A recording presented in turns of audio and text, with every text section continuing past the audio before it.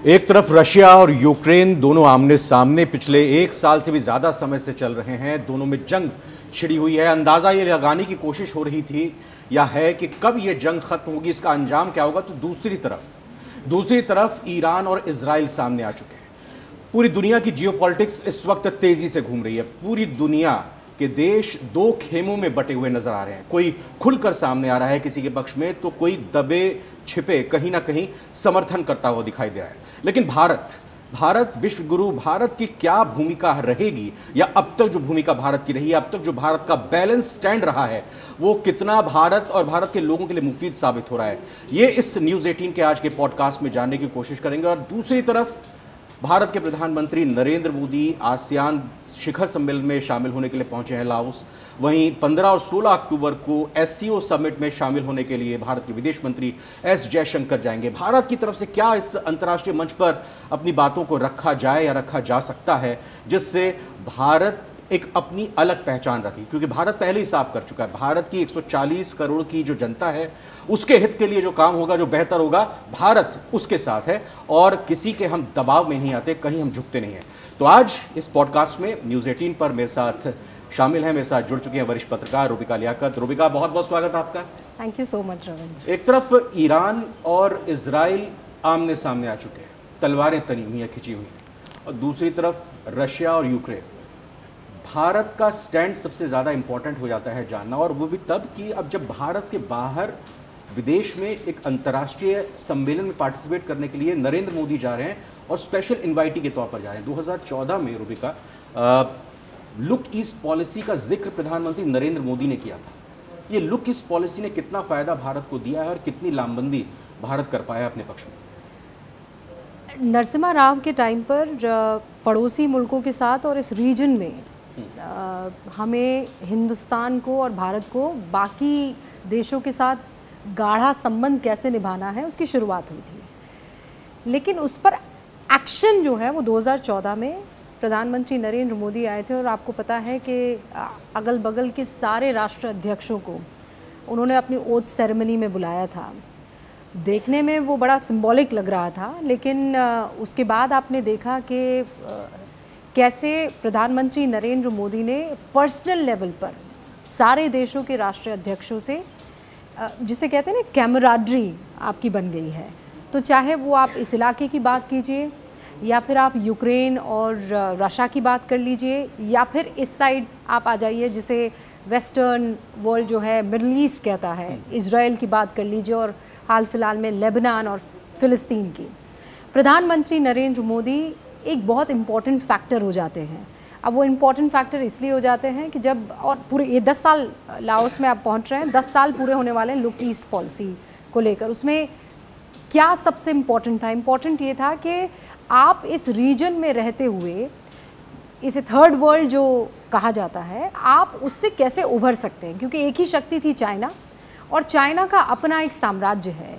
वो आपको एंट्री करवाता है अपनी मर्ज़ी से, वो आपको बेदखल करता है अपनी मर्ज़ी से।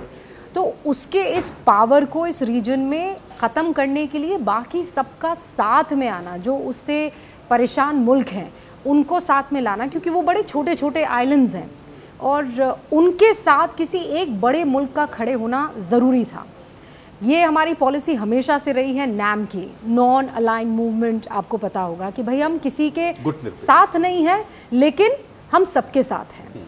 जो गलत हो रहा है किसी राष्ट्र के साथ, तो हम उस गलत का विरोध करेंगे, लेकिन अगर किसी राष्ट्र के साथ गलत हो रहा है तो हम उस राष्ट्र के साथ भी खड़े रहेंगे। ये बहुत क्लियर नीति रही है।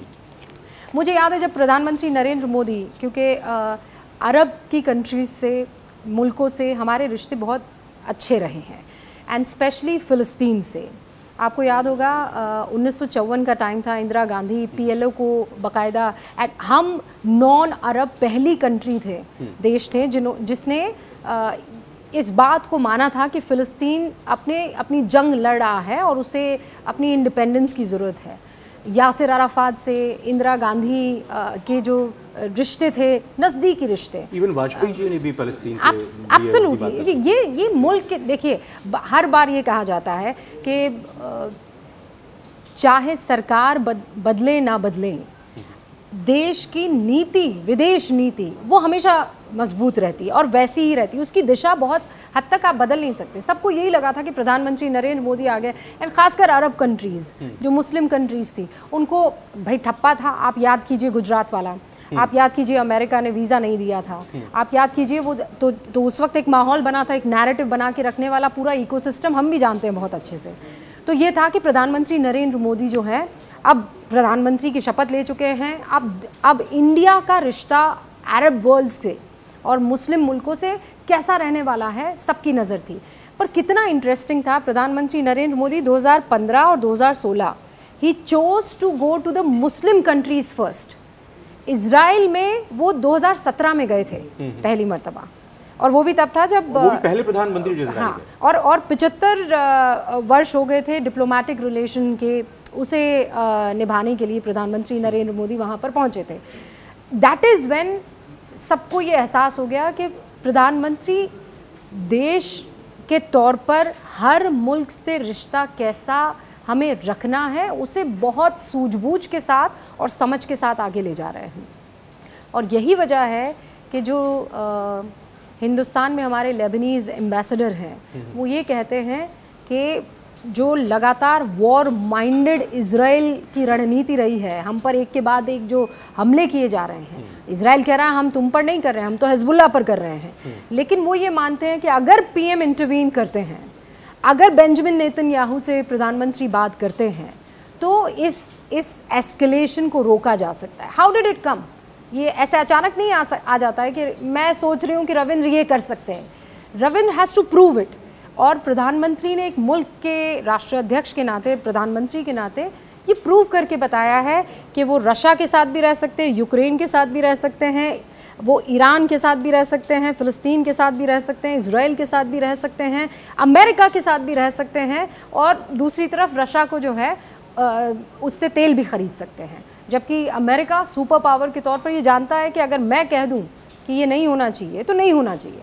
बट चाहे वो लुक ईस्ट पॉलिसी रही हो या एक्ट वेस्ट पॉलिसी रही हो, दोनों में आप ये मान कर चलिए कि पीएम ने बहुत सोच समझ के कदम उठाया है, और वो कदम लड़खड़ाया नहीं है, वो मजबूती के साथ रखा है।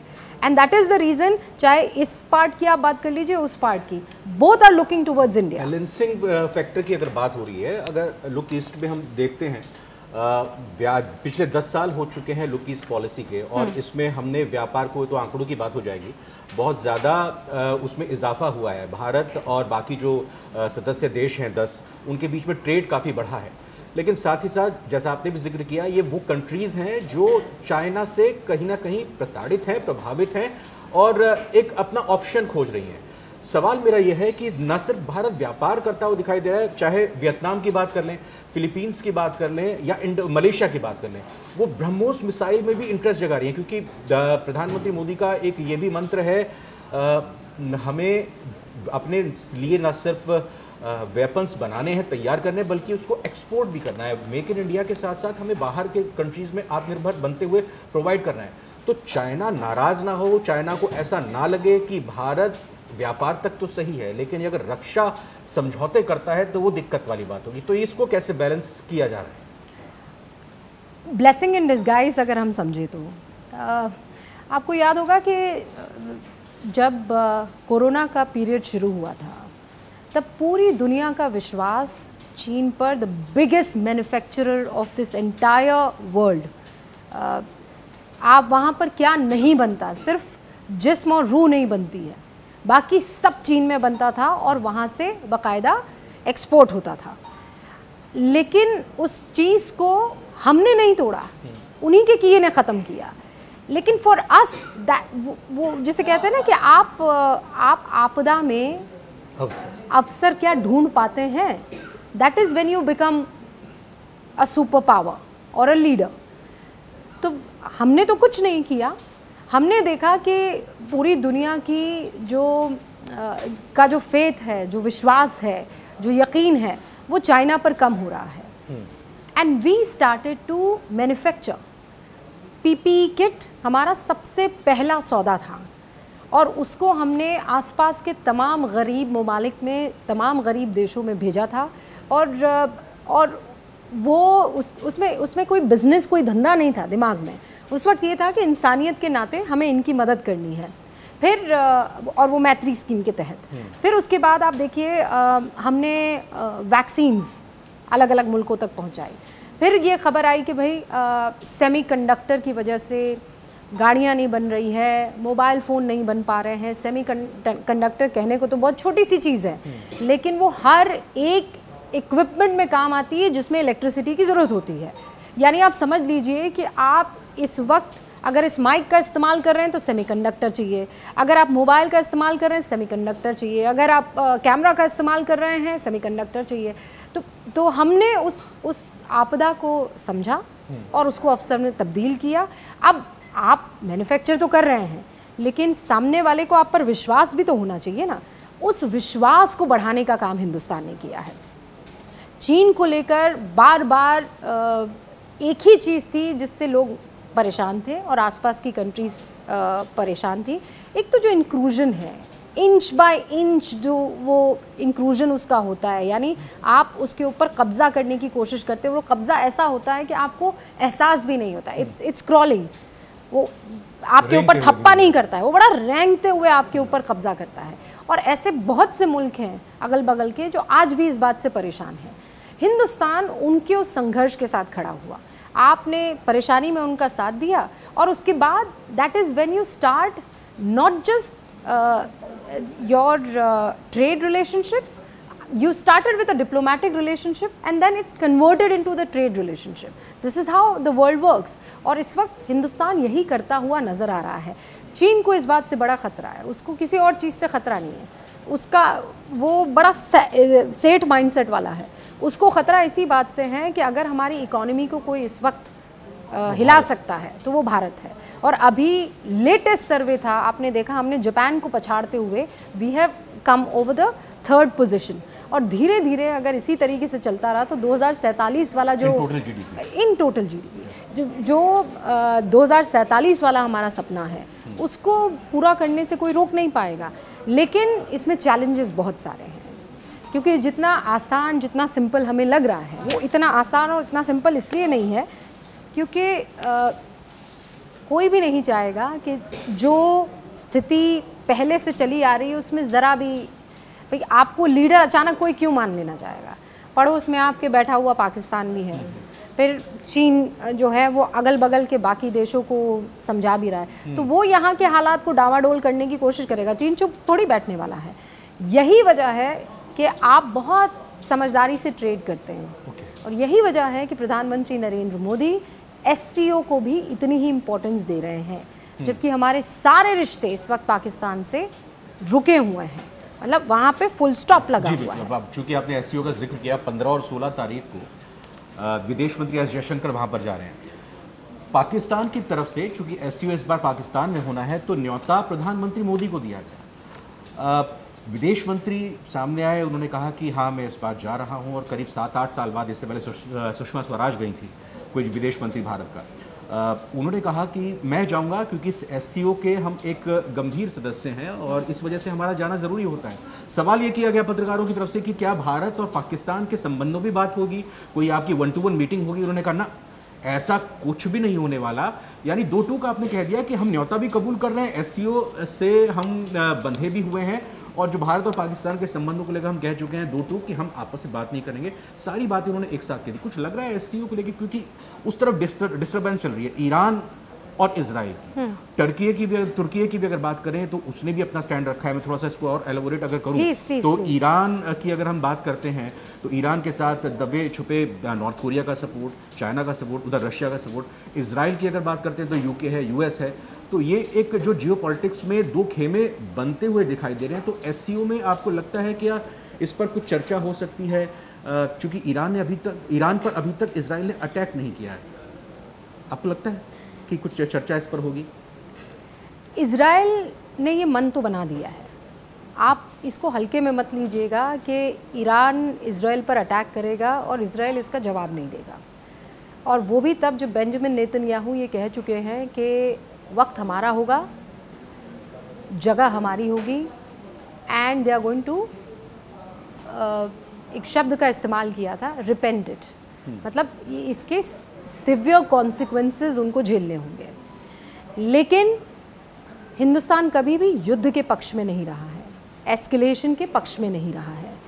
और यही वजह है कि अब तक इजराइल जो करना चाह रहा है, क्योंकि प्रधानमंत्री नरेंद्र मोदी ने बेंजामिन नेतन्याहू से बात की थी। आप याद कीजिए जब ईरान ने अटैक किया था, तब फोन पर दोनों ही राष्ट्रीय अध्यक्षों की बात हुई थी। प्रधानमंत्री नरेंद्र मोदी ने दो टूक उनसे ये कह दिया था कि हम आतंकवाद के खिलाफ हैं और युद्ध के भी। ये दोनों चीज़ें बहुत महत्वपूर्ण हैं। उन्होंने कहा था कि आतंकवाद का समर्थन हम नहीं करते हैं और ना कभी करेंगे। वो 7 अक्टूबर का जिक्र कर रहे थे, लेकिन एस्केलेटिंग सिचुएशन के भी पक्ष में नहीं है, क्योंकि हिंदुस्तान ये मानता है और प्रधानमंत्री नरेंद्र मोदी इसे बार बार हर मंच पर रिटरेट कर चुके हैं कि युद्ध किसी भी समस्या का हल नहीं हो सकता है। तो ये जो एस्केलेशन है ये युद्ध की तरफ ही तो ले जा रहा है। चाहे आप रशिया और यूक्रेन की बात कर लीजिए, चाहे आप इजराइल की बात कर लीजिए। इजराइल के साथ जो 7 अक्टूबर को हुआ, मैं तो खुद इजराइल में उस वक्त मौजूद थी और वहाँ जाकर मैंने देखा है कि किबुत्स पर किस तरीके से हमला किया था हमास के आतंकवादियों ने, और कैसे उन्होंने आकर मतलब सोचिए, आपका त्यौहार है, आप थके मांदे त्यौहार मनाकर रात को सो रहे हैं और सुबह जब उठते हैं तो आपके घर को घेर लिया गया है, आपके बच्चों को मारा जा रहा है, आपके बुजुर्गों को मारा जा रहा है, आपका दम घुट जाए उस घर में, बाहर से रॉकेट दागे जा रहे हैं और आप बाहर निकल नहीं सकते हैं। I have seen it with my own bare eyes. So और अभी भी बहुत सारे लोग इजराइल के किडनैप्ड हैं, हमास ने उनको छोड़ा नहीं है।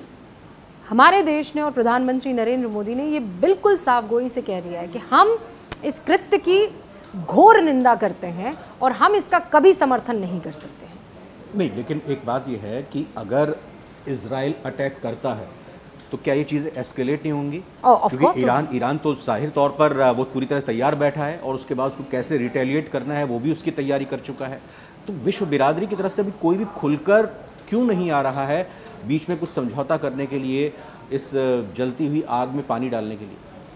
नहीं, समझौता हिंदुस्तान की तरफ से तो पूरी कोशिश हो रही है ना। बेंजामिन नेतन्याहू से प्रधानमंत्री नरेंद्र मोदी के रिश्ते सबको मालूम हैं। वो दोनों एक दूसरे को बहुत अच्छे से समझते भी हैं, जानते भी हैं। और प्रधानमंत्री नरेंद्र मोदी ने उनसे जब फ़ोन पर बात की तो आपको क्या लगता है जब वो ये कह रहे हैं कि हम युद्ध के पक्ष में, युद्ध हल नहीं है? नहीं, लेकिन वो ये भी तो समझते होंगे ना कि अस्मिता पर हमला किया, 200 बैलिस्टिक मिसाइल आपने दाग दी और आप खामोश रहें, आप चुप रहें। ये नेतन्याहू क्या स्वीकार कर लेंगे कि हम जवाब ना दें? और तो वही तो मैं आपको बता रही हूँ कि वो खामोश बैठेगा, ऐसा मुमकिन नहीं है। लेकिन आपको एक तरीका तो अब वो खामोश नहीं बैठेगा। क्या एक समझदार मुल्क ये मानकर उससे बात करना छोड़ दे? तो यही वजह है कि ये सारी समिट्स जब होते हैं जी, उस वक्त छोटी छोटी बातें ना काम कर जाती हैं। प्रधानमंत्री नरेंद्र मोदी का फ़ोन पर बात करना काम कर जाता है उसमें। बिल्कुल, साथ में ईरान का भी इसमें ये कहें कि ईरान में भारत का भी अपना हित है। चाहे हम वहाँ पे पोर्ट्स की बात कर लें, जो गलियारा भारत की तरफ से बनाया जा रहा है वो भी इम्पॉर्टेंट हो जाता है। और ईरान भी ये समझता है, जानता है कि जिस तरह से यूक्रेन जानता है कि भारत ही रशिया को बना सकता है, उसी तरह से ईरान भी समझता है कि भारत ही इजराइल को यहाँ पर बना सकता है। भारत के खुद के अपने हित भी यहाँ पर शामिल हैं। लेकिन इजराइल को ये बात समझनी होगी और ईरान को भी ये बात समझनी होगी। मतलब कुल मिलाकर वॉर में किसी का भला हुआ है क्या? हाँ, ये आप अपने डिफेंस के लिए यू हैव टू अटैक। हमारी सर्जिकल स्ट्राइक, हमारी एयर स्ट्राइक हमें याद है, इसलिए क्योंकि आप एक बार ज़ख्म दे समझ में आता है, 2 बार दे ज़ख्म समझ में आता है, लेकिन अगर आप उसे अपनी आदत बना लें तो फिर उस आदत को ख़त्म करने के लिए you will have to take a stand. लेकिन अगर आप उसे लगातार एस्केलेट करते रहेंगे, हिंदुस्तान ने क्या किया था, सबक सिखाया और हम लौट आए। हमने कहा अब ना करना, ठीक है, अब किया तो मुश्किल होगी। हमने कोई वॉर नहीं शुरू कर दिया था। और इसीलिए आपने देखा होगा सोशल मीडिया पर इस बात की बड़ी चर्चा चली थी कि Israel is going to go till the dead and.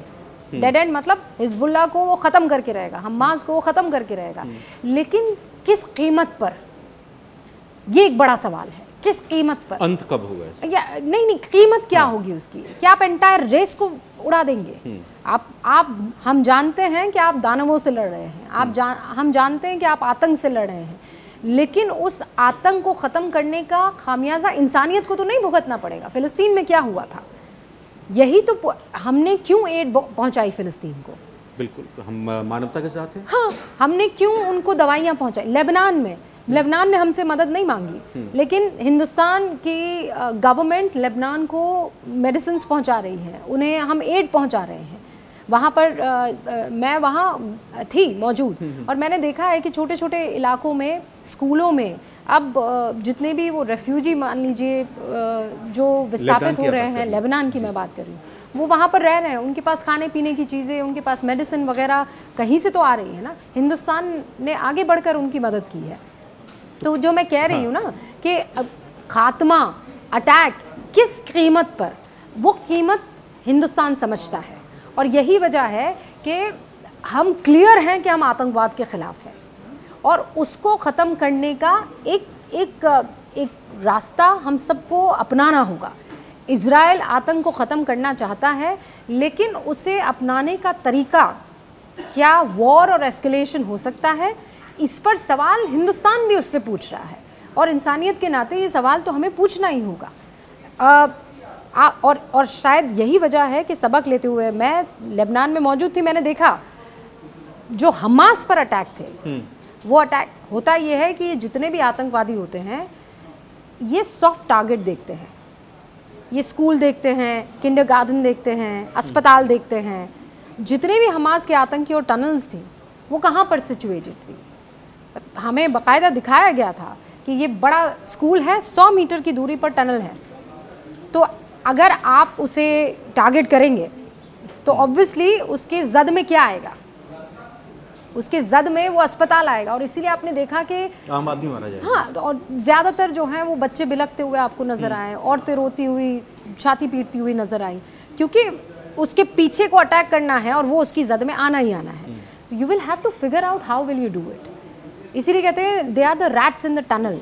जो हमास के आतंकी हैं वो कब यहाँ से वहाँ निकल जाएं आप समझ नहीं पाएंगे। इसी से सबक लेते हुए ह्यूमैनिटेरियन ग्राउंड पर सब ने ये सवाल इजराइल से पूछा था। इसी से सबक लेते हुए इजराइल अब वहाँ लेबनान में क्या कर रहा है आपको पता है? दहिया एक इलाका है, इट्स कॉल्ड दहिया, वो हिजबुल्लाह का गढ़ कहा जाता है, ठीक है। वो अल हदस, मतलब these are the mountains of Lebanon. आप नीचे की तरफ आइए, ये अल हदस है, और उससे इस तरफ आएंगे और मेडिटेरेनियन सी तक ये पूरा इलाका दहिया इलाका है, और इसके नीचे बेइंतहा टनल्स हैं। वो बनाई गई, आप उसमें टनल्स में जा नहीं सकते हैं। अच्छा। हिजबुल्लाह वहीं से ऑपरेट करता है। ये तो मैं आपको बेरूत की बात बता रही हूँ। Go down towards south area, वहाँ पे तो बिल्डिंग्स भी नहीं है, वहाँ पे सिर्फ अंडरग्राउंड टनल्स में काम हो रहा है, और वहाँ तो बमबारी लगातार होती चली जा रही है। यहाँ उन्होंने क्या किया है, क्योंकि यहाँ पर आबादी है, यहाँ लोग रहते हैं, शिया बहुल इलाका है, और हिजबुल्लाह समर्थक वहाँ पर तादाद में लोग हैं, तो भाई पता चला कि यहाँ पूरा दिन ड्रोन ऊपर हवा में घूमता रहता है, एक एक गाड़ी की मूवमेंट को पता लगाया जाता है, और बमबारी शुरू होती रात को 12 बजे, और उसके बाद वो चलती है सुबह तक। मतलब जो मेरा आखिरी दिन था, मुझे पता है पूरी रात दहलता रहा बेरूत, एक के बाद एक हमले, और उस हमले से 1 घंटा आधा घंटा पहले उस बिल्डिंग में रहने वाले हर एक रेजिडेंट के मोबाइल पर मैसेज आ गया, you have to leave this area, we have figured out this place is been used by the Hezbollah terrorist, we are going to target it, आप हट जाइए, निकल जाइए। अच्छा। बार बार उनको ये कहा जाता। पहले फ़िलिस्तीन में क्या हो रहा था कि आप बगैर किसी जानकारी के बम्बार्ड कर रहे थे। अब यहाँ क्या हो रहा है, you are telling them to move. हालांकि इजराइल कह रहा था, वहाँ भी हमने कहा था कि यहाँ पर हम अटैक करेंगे, इलाका छोड़ दो, वो नहीं माने। यहाँ तो मोबाइल फ़ोन पे मैसेजेस आ रहे हैं। वही अगर बात आती है लेबनान के जो भारत से रिश्ते रहे, थोड़ा उस पर भी मैं समझना चाहूँगा, लेकिन कई फ्रंट पर इजराइल लड़ रहा है। शुरुआत फ़लस्तीन से हुई, यमन भी आ गया, इराक भी आ गया, आप बाकी और ईरान, यहाँ हाँ। पर ईरान तो है ही है साफ तौर पर, इसमें आप हुजी देखिए, हिजबुल्लाह देखिए, हूती, सभी उनके पीछे पड़े हुए हैं, एक तरह से मोर्चा खोला हुआ है। तो भारत या क्या इजराइल चाहेगा, कह सकता है भारत से कि आप इन कंट्रीज से भी बात कीजिए, लेबनान से बात कीजिए, यमन से बात कीजिए, या भारत अपना रोल इसमें किस तरह से निभा सकता है जो कि इस बढ़ती हुई आग को शांत करने में कामयाब हो? इज़राइल और बाकी अरब कंट्रीज़ का रिश्ता बहुत ही कड़वा रहा है हमेशा से। ये बहुत रीसेंट है जब सऊदी अरब ने अपने रिश्तों में तब्दीलियां लेकर आई, जॉर्डन तब्दीलियां लेकर आई, इजिप्ट ने तो सो मच सो कि यहूदियों में और मुसलमानों में क्या सिमिलैरिटीज़ हैं उसको लेकर बाकायदा एक कमेटी बनी ताकि एक दूसरे को और अच्छे से समझा जा सके, क्योंकि Israel is going nowhere. Israel कहता है कि ये हमारा इलाका है, हमारी किताबों में लिखा हुआ है, हमारी दुनिया में और कोई जगह नहीं है, हमारी जगह यही है और इसलिए हम यहाँ पर आने वाले हैं। और बाकी सारे जो अगल बगल की कंट्रीज़ हैं वो ये कहती है कि ये तेरी जगह नहीं है, यू हैव टू मूव, आपको ये जगह खाली करनी है, गो बैक। तो फ़िलिस्तीन के संघर्षों को तो बाकी अरब वर्ल्ड समझते हैं, पर इज़राइल के संघर्ष को कोई नहीं समझ रहा है। और इसीलिए हिंदुस्तान इस बात को समझ रहा है कि इज़राइल और कहीं नहीं जाएगा, वो उसकी जगह है, वो उसके लिए लड़ेगा। लेकिन जब जैसे अटल बिहारी वाजपेयी ने कहा था कि हम अपने पड़ोसी नहीं बदल सकते हैं, यही बात इज़राइल के साथ है। इज़राइल अपने पड़ोसी नहीं बदल सकता है, लेकिन उसे चारों तरफ से जो आप टेररिस्ट ग्रुप कह दीजिए या आप वहाँ के लोग कहते हैं कि नहीं ये तो हमें बचाने के लिए सारे के सारे ग्रुप्स हैं इज़राइल से, क्योंकि इज़राइल हमेशा से अग्रेसिव रहा है। But the fact of the matter is कि इज़राइल ने कभी पहले हमला नहीं किया, ये इतिहास की किताब है। हाँ, तुम छेड़ोगे तो फिर मैं छोड़ूंगा नहीं, ये इज़राइल की पॉलिसी रही है। और आप इतिहास का कोई पन्ना पलट लीजिए उस इलाके में, the first attempt was done by the neighbours, the neighbouring countries, और उसके बाद जवाबी कार्रवाई जो है वो इज़राइल की तरफ से हुई है। चाहे वो आप लेबनान का किस्सा उठा लीजिए, चाहे आप फ़िलीपींस का किस्सा उठा लीजिए, चाहे वो अरब वॉर हो वो 6 दिन वाला, उसकी बात कर लीजिए, सब में इज़राइल पर पहले अटैक हुआ और उसके बाद इज़राइल ने अपने आप को बचाया। The iron dome came in existence because of this, कि बार बार हमले होते रहते। लेकिन वहाँ की ज़मीन पर शांति बहाल करना बहुत टेढ़ी खीर है रविंद्र, और इसीलिए हिंदुस्तान सिर्फ समझाइश कर सकता है। और इस बीच उसे ये भी देखना है, वी आर वेरी क्लियर कि हमें अपना ख्याल रखना है। सऊदी अरब को देखिए ना आप, वेरी क्लियर। हाँ। लेकिन इसमें दूसरी बात तो यही है ना कि अगर आपने सऊदी अरब का जिक्र किया तो एक बात तो ये भी निकल कर आई है, चाहे ईरान की बात करें या सऊदी अरब की बात करें, इन दोनों की अस्तित्व की लड़ाई है। बहरहाल ये थोड़ा सा टॉपिक लंबा की जाएगा, लेकिन चूंकि आपने शांति की बात की, मैं रशिया और यूक्रेन का भी जिक्र करना चाहूँगा। प्रधानमंत्री नरेंद्र मोदी रशिया जाते हैं और उसके कुछ ही दिनों के बाद वो यूक्रेन जाते हैं। दुनिया ने कहा क्या मोदी जी लड़ाई बंद करवा देंगे, मोदी जी आ गए, कहा कि कहाँ लड़ाई बंद हो गई, लेकिन उसका जो इम्पैक्ट है शायद वो लोगों को पता नहीं चल पाया होगा। क्या लगता है कि एक निर्णायक भूमिका रशिया और यूक्रेन के बीच के संबंधों में, इनकी जंग में भारत निभा सकता है और मोदी जी ने एक बड़ा फैक्टर, एक बड़ा रोल प्ले किया है दोनों ही कंट्री का दौरा करके? इसके बारे में एस जयशंकर जब यहाँ आए थे हमने उनसे पूछा था, उन्होंने बहुत डिटेल में हमें जानकारी दे भी दी थी।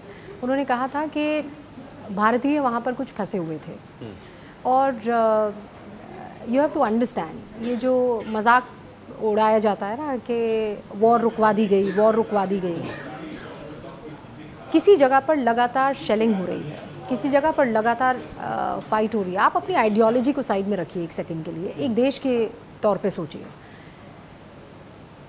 वॉर सिचुएशन है, you are in a country, conflict वाला एरिया है, वहाँ हिंदुस्तानी फंसे हुए हैं, हिंदुस्तानियों को वहाँ से बाहर निकालना है और कोई सुनने को राज़ी नहीं है। मतलब आपको नहीं पता है कब कहाँ से क्या आ जाए और आप ख़त्म, आपकी ज़िंदगी वहाँ सेकंड के 10वें हिस्से में तय होती है।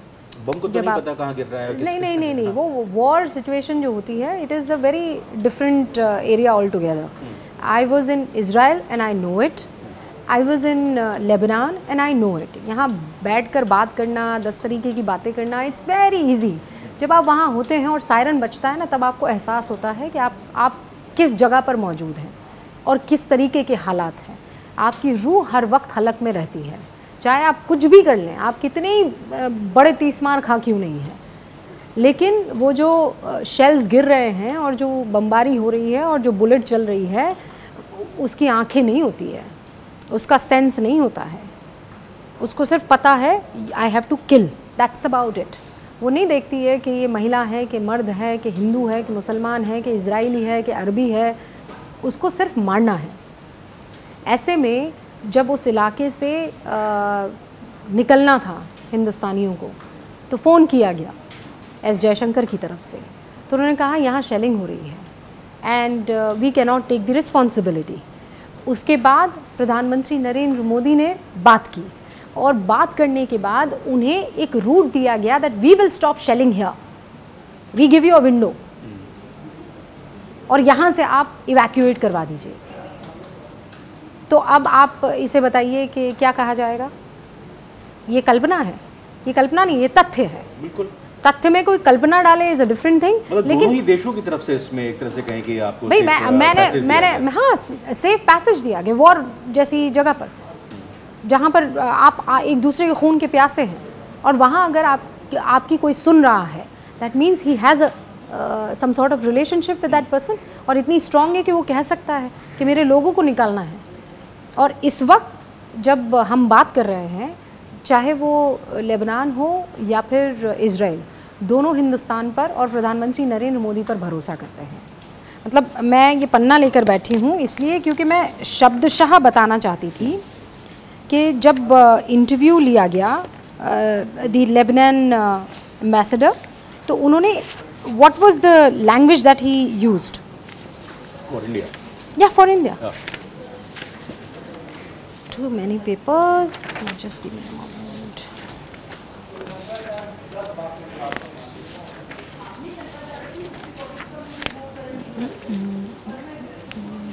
Here.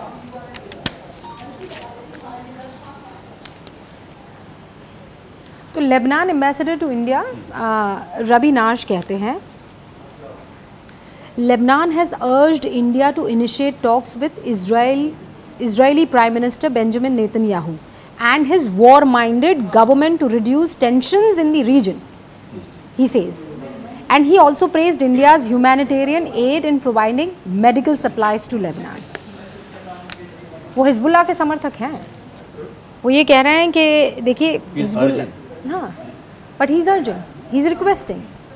Why would Lebanon's ambassador urge India? He could have said कि इंडिया जाने, इंडिया का प्रधानमंत्री अपने देश की जाने। तो मजाक में, हल्के फुल्के लहजे में, और चूँकि आप धुर विरोधी हैं आप कह सकते हैं, लेकिन अगर कोई बैठे हुए ये कह रहा है कि हम आपसे अर्ज करते हैं कि आप बात कीजिए, इसका मतलब सामने वाले में उतनी क़ुव्वत, उतनी उसकी हैसियत है कि वो सामने वाले से बात करके चीज़ों को बदल सकता है। और आप यकीन मानिए कि हिंदुस्तान इस वक्त उस मुकाम पे खड़ा हुआ है जहां आपको, मुझे, सुनने वालों को, चाहे उनकी विचारधारा किसी भी पार्टी से ताल्लुक़ रखती हो, फ़ख्र होना चाहिए। और ये फ़ख्र बरकरार रहे, यही पूरे देशवासियों की उम्मीद है। और कोई भी युद्ध नहीं चाहता है, हर कोई यही चाहता है कि पूरी दुनिया, चूँकि वसुदेव कुटुंबकम के ध्येय के साथ भारत अपनी बात को रखता है, हर कोई ये चाहता है कि पूरी दुनिया में शांति हो। लेकिन जिस तरह की स्थिति परिस्थिति बनी हुई है, तो उसमें भारत अपना बहुत ही महत्वपूर्ण किरदार निभा सकता है, निभाता भी आया है। और अब ये देखना होगा कि भारत अपने 140 करोड़ देशवासियों के हितों को ध्यान में रखकर किस तरीके से विश्व बिरादरी के साथ खड़ा होकर मजबूती के साथ काम करता है। फिलहाल ये पॉडकास्ट आपको कैसा लगा कमेंट करके ज़रूर बताइएगा, और आगे आप पॉडकास्ट किस टॉपिक पर देखना चाहते हैं ये भी हम आपसे रिक्वेस्ट करेंगे, ज़रूर रखिएगा। बहुत बहुत शुक्रिया करना चाहूँगा रूबिका, आपने अपना वक्त दिया और अपने एक्सपीरियंस शेयर की और पूरी स्थिति परिस्थिति के बारे में हमें बताया। Thank you. तो बहुत बहुत धन्यवाद।